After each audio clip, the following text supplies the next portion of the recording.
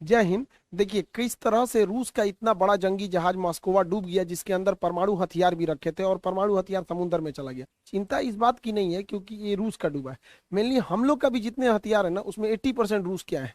हमारे जो तेग तरकस त्रिकन श्रेणी के जितने भी तलवार क्लास के जो पानी वाले जहाज बनाए गए हैं, जो डिस्ट्रॉयर बनाए गए, वो रूस से आए हैं। तो रूस क्यों नहीं बचा पाया इससे, और क्या कारण है कि भारत रूस से 48 MI-17 हेलीकॉप्टर की डील को रद्द कर दिया। देखिए रूस की जो जहाज था मॉस्कोवा, ये काफी पुराना था, लेकिन ये काला सागर का एकदम दबदबा था। लेकिन इसे एक मामूली मिसाइल से मार के गिरा दिया गया क्योंकि इसे सेचुरेट कर दिया गया। इसके ऊपर S-300 मिसाइल डिफेंस सिस्टम लगा हुआ था। अब कोई भी मिसाइल डिफेंस की दो खराबी होती है। पहला कि वो एक लिमिटेड नंबर के मिसाइलों को ही मार सकता है। जैसे S-300 को ऐसा माना जाता है कि एक साथ ये 20 मिसाइलों को टैकल कर सकता है, 20 से 30 मिसाइलों को टैकल कर सकता है। अब इसे सेचुरेट करने का पहला तरीका ये होता है कि इसके ऊपर एक ही बार 50 ठो मार दीजिए, तो 20 ठो को तो ये काउंटर कर देगा, 20 से 30 को, बाकी कोई ना कोई तो जाके इस पे हिट करेगा। तो एक नंबर से इसे सेचुरेट कर देते हैं। नहीं तो एक टाइमिंग भी होता है, कितने टाइम में मार सकता है, एक ही टाइम पे मार दे खूब ज्यादा यहाँ पे। तो मेनली यहाँ पे खेल नंबर्स का होता है।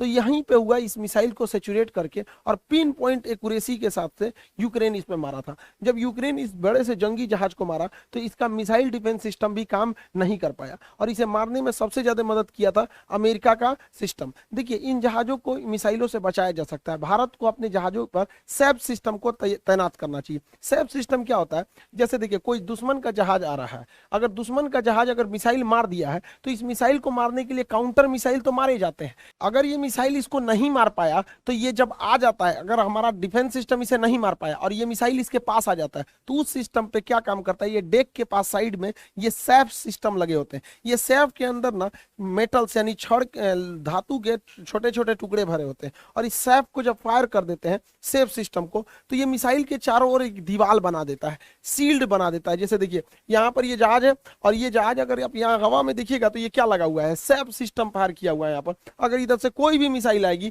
तो इसमें हवा में छोटे छोटे मेटल के टुकड़े तैर रहे हैं, यहीं पे मिसाइल को ब्लास्ट कर देगी और ये जहाज पूरी तरह से सेफ हो जाएगा। तो यूक्रेन ने जो हमला किया उस पर रूस का ना सैप सिस्टम काम आ पाया और ना ही उसका एयर डिफेंस काम आ पाया। तो हमें तैयार रहना चाहिए, क्योंकि हमारे जो दोनों दुश्मन होते हैं पाकिस्तान और ये चाइना, ये यूक्रेन की तुलना में पावरफुल है यहाँ पर। इसलिए हमको इस पर मतलब अपने हिसाब से एक लेसन लेना चाहिए। अब ये काला सागर है, काला सागर में जो रूस का जहाज था, इसे सैटेलाइट से देखा था अमेरिका ने, और सैटेलाइट से इस जहाज को देखकर अमेरिका ने यूक्रेन को बता दिया, और यूक्रेन इस पर कई डायरेक्शन से मार के इसे एक साथ मारा और टाइम सेचुरेटेड करके इस जहाज को डुबा दिया। अभी यूक्रेन एग्रेसिव हो गया है, क्योंकि युद्ध जब लंबा जाता है तो दोनों ओर से घाटा होने लगता है। अब इसमें यूक्रेन की मदद अमेरिका कर रहा है, साथ में इलॉन मस्क की कंपनी जो स्टारलिंक है, उसने भी वहां की सेना को और आम लोगों को डाटा प्रोवाइड कर दिया है अपने स्टारलिंक सेटेलाइट से। स्टारलिंक सेटेलाइट अंतरिक्ष में रहता है, ये डायरेक्ट मोबाइल से कनेक्ट नहीं हो सकता है। जिस किसी को भी स्टारलिंक का सेटेलाइट का कनेक्शन चाहिए होता है, वो अपने यहाँ एक डिश का ये कनेक्शन लेता है, और इसे अपने खुले में या कहीं पे भी आराम से इसे खोल सकता है। ये सेटेलाइट, ये जो सेटेलाइट है, इसे इंटरनेट प्रोवाइड करती है, और ये अपने अगल बगल के लोगों को इंटरनेट दे देता है। एक सर्टेन एरिया में ये काफी अच्छा प्रोवाइड कर देता है, इसमें टावर की जरूरत नहीं होती है। तो ये एलॉन मस्क की कंपनी ने यूक्रेन के सेना को, वहां के लोगों को कम्युनिकेशन में मदद कर दिया, जिससे कि वहां के लोग यूट्यूब या सोशल मीडिया से अपने चीजों को पहुंचा सके, और साथ में वर्ल्ड की सिंपैथी भी गेन कर सके। और यही अगर देखेंगे रूस के साथ, तो उसका यूट्यूब लेके A to Z चीजों को काट दिया गया। इसलिए रूस ने धमकी भी दिया है कि वो अपने एंटी सैटेलाइट मिसाइल से इन स्टारलिंक के सैटेलाइटों को मार गिराएगा। रूस का सबसे खतरनाक एंटी जो सैटेलाइट मिसाइल है वो A235 PL9 नूडोल मिसाइल है। यह नूडोल मिसाइल किसी भी सैटेलाइट को मारने के लिए एकदम सटीक पिन पॉइंट एक्यूरेसी से मार के गिरा देता है। हालांकि अब तक एक भी मार के गिराया नहीं है, लेकिन इसके पास ये क्षमता है, सैटेलाइट में मार के गिरा सकता है। भारत के पास भी ये क्षमता है, अंतरिक्ष की लड़ाई को लड़ सकता है। तो हमें हमेशा तैयार रहना चाहिए। अभी देखिएगा यूक्रेन जो है एकदम छोटा सा था, अमेरिका और यूरोप के अन्य देश बड़ा चालबाजी से ये काम किए कि रूस जैसे देश से लड़ने के लिए यूक्रेन को डिफेंसिव हथियार दे दिए। हथियारों की दो कैटेगरी होती है, एक ऑफेंसिव जो हमला करने के लिए होता है, जो रूस के पास भरपूर है, और एक डिफेंसिव जो बचने के लिए होता है। तो यूक्रेन को ऑफेंसिव न बल्कि डिफेंसिव हथियारें बहुत ज्यादा दे दी गई, जिसमें ये एंटी टैंक गाइडेड मिसाइल जो थी, आराम से इसे मैन पोर्टेबल एंटी टैंक मिसाइलें डाल दी गई। अब इसे ट्राइपोड पे रख के आराम से टारगेट लॉक करके और किसी भी टैंक को मारा जा सकता है, और टैंक वहां पे ध्वस्त हो जाता है। टैंक को ध्वस्त कर जाता है। तो अमेरिका और यूरोपीय देशों ने यूक्रेन को बहुत बड़ी मात्रा में ये सप्लाई कर दी और इसे पहुंचाना इजी भी था। पोलैंड बॉर्डर से इसे यूक्रेन में ले आके पहुंचा दिया गया और ये काफी छोटे होते हैं, कहीं पे भी छुप के इसे फायर किया जा सकता है। इससे रूस के टैंकों को बहुत ज्यादा क्षति पहुंची है। इवन रूस के टैंक जो है वो कई सारे टैंक यूक्रेन की सेना के पास आ गए। तो यूक्रेन की सेना के पास आज के समय में जितना यूक्रेन का टैंक नहीं है, उससे ज्यादा तो उन लोगों ने रूस के टैंक को पकड़ लिया है और पूरी तरह रूस के टैंक ध्वस्त हो गए। इसलिए भारत को अपने अर्जुन टैंक पर वर्क ज्यादा तेज करना चाहिए। और अर्जुन टैंक के लिए अच्छी बात यह है कि बहरीन को भारत ने अपना अर्जुन टैंक बेचना चालू भी कर दिया। ये बहुत बेहतरीन टैंक है, मेन बैटल टैंक है। भारत इसे बहरीन देश जो है उसे निर्यात भी कर दिया अर्जुन टैंक को। रूस के साथ एक और समस्या है, रूस की अर्थव्यवस्था अभी गिर चुकी है, उसके पास उतने पैसे नहीं है। रूस जो क्या कर रहा है, शुरुआती दौर में रूस की टैक्टिक्स यही रही थी कि वो नॉन प्रेसिजन मिसाइलों को मारा था। देखिए, प्रेसिजन गाइडेड मिसाइल उसे कहते हैं जो एकदम एक्यूरेट, उसके अंदर रडार लगा होता है, लेजर गाइडेड होती है, एक्यूरेसी से जाके वो मिसाइल मारती है। इस मिसाइलों की खासियत ये होती है कि बहुत ऊंचाई से भी मारा जा सकता है, बहुत सटीक मिसाइल मार देती है, निशाना लगा देती है, लेकिन ये काफी महंगी होती है, जिस वजह से रूस इन मिसाइलों को बचा के रखा है और वह बिना गाइडेड मिसाइलों को अपनी जहाजों में लगा रहा है, क्योंकि ये गाइडेड, प्रेसिजन गाइडेड मिसाइल काफी महंगी होती है। तो रूस के पास उतने पैसे नहीं है, इसलिए वो शुरुआती लड़ाई में अनगाइडेड मिसाइलों को गिरा रहा है। अब ये अनगाइडेड जो बम होते हैं, इन्हें गिराने के लिए नीचे आना पड़ता है, क्योंकि बहुत हाइट से अगर गिराएगा ना तो इधर उधर लग जाएगा। इसलिए देखिएगा यूक्रेन में कई बार रिहायशी इलाका में जो नॉन मिलिट्री वाला एरिया, वहां पे भी बम गिर जा रहा है, जिसका रीजन है कि नॉन प्रेसिजन गाइडेड बम गिराए जा रहे हैं। अब इस बम गिराने की सबसे बड़ी खराबी होती है कि जहाजों को नीचे आना पड़ता है, और जैसे जहाज नीचे आते हैं तो मैन पैड, ये जो जहाज, ये लॉन्चर का जैसे होता है, इसे मैन पैड बोलते हैं, ये आराम से इसे हिट कर देता है। यही वजह है कि रूस का सुखोई जैसे विमान भी और बेहतरीन एलिगेटर और एमआई जैसे हेलीकॉप्टर भी इन मैनपेड हथियारों के शिकार बन गए और इन मैनपेड की अमेरिका ने पूरी तरह भरमार लगा दी है। अब इनके पास पैसा बचाने के लिए ये बिना गाइडेड बम गिराएंगे, जैसे नीचे आएंगे ये मैनपेड से इनको मार के गिरा देंगे। आज के वक्त में यूक्रेन के पास एंटी टैंक और मैनपेड की कोई कमी नहीं है, इसलिए रूस की वायुसेना भी अब उधर जाने से कतरा रही है। भारतीय सेना को भी मैनपेड की बहुत ज्यादा जरूरत है। मैनपेड से बचने के लिए फ्लेयर गन छोड़े जाते हैं। फ्लेयर जो होते हैं ये देखिए, मैनपेड जो होता है मेनली इंजन की गर्मी को देख के पहचानता है, तो ये लोग क्या करते हैं, फ्लेयर छोड़ देते हैं पीछे, ये फ्लेयर छोड़ देते हैं पीछे, जिससे कि ये भटक जाता है। लेकिन आजकल एकदम एडवांस आ गए हैं जिससे ये नहीं भटकता है। भारतीय सेना पिछले 6 सालों से ऐसे मैनपेड की डिमांड कर रही है और भारतीय सेना को ऐसे 1000 मैनपेड की जरूरत है, लेकिन पिछले 5 सालों से उन्हें यह नहीं दिया गया और इस साल सेना ने अपने बजट से जब खरीदा तो महज 58 खरीदा है। सोचिए हम लोग अपनी सेना से कितनी लापरवाही कर रहे हैं, खास करके ऐसे डिफेंसिव हथियार को। ये तो हर कंपनी के पास एक होना चाहिए यहाँ पर, तो ये काफी ज्यादा जरूरत है, खास करके जब हम दो ऐसे अपने पड़ोसियों से घिरे हुए हैं यहाँ पर। तो भारत ने इस सब को देखते हुए रूस से जो 48 Mi-17 हेलीकॉप्टर खरीदे जा रहे थे उसकी डील को रद्द कर दिया। ये वही हेलीकॉप्टर है जिसमें हमारे सीडीएस बिपिन रावत जी का एक्सीडेंट हो गया था मौसम खराब होने की वजह से। इस डील को रद्द कर दिया गया। इसमें अमेरिका काफी खुश हुआ है, उसे लग रहा है कि अमेरिका के दबाव में भारत ने रद्द किया, लेकिन ऐसा बात नहीं है। इस हेलीकॉप्टर को बनने में 6 साल का टाइम लगने वाला था और 6 साल में मोदी जी का पूरा प्लान है मेक इन इंडिया, इसलिए 6 साल के अंदर अंदर भारत अपना खुद का मल्टी रोल हेलीकॉप्टर बना लेगा जो Mi-17 को रिप्लेस कर देगा। इसे बनने में भी 6 साल लगेंगे, तो भारत सरकार ने भी कहा कि भाई आप दीजिएगा 6 साल में, उससे अच्छा 6 साल में हम बना के रेडी कर देंगे। डिजाइन इसका अवेलेबल है, बन चुका है, बस इसके इंजन की देर है। अब इंजन फ्रांस से आएगा या फिर रूस से ही इंजन खरीदा जाएगा तो ये देखने वाली बात है, लेकिन मेक इन इंडिया के तहत 6 से 7 साल लग जाएंगे इन हेलीकॉप्टरों को बनने में। भारत रूस और यूक्रेन विवाद में काफी सूझबूझ से कदम रख रहा है, वो ना तो रूस की ओर जा रहा है और ना ही अमेरिका की ओर और यूरोपीय को, क्योंकि भारत को हर ओर से ज्यादा जरूरत है, इसलिए भारत को दूसरी की लड़ाई में पड़ना ही नहीं है। अभी दुनिया के ज्यादातर देश अपने सामान को डंप कर रहे हैं, एशिया के लोग भारत में, और भारत से इस सामान को भेजा जा रहा है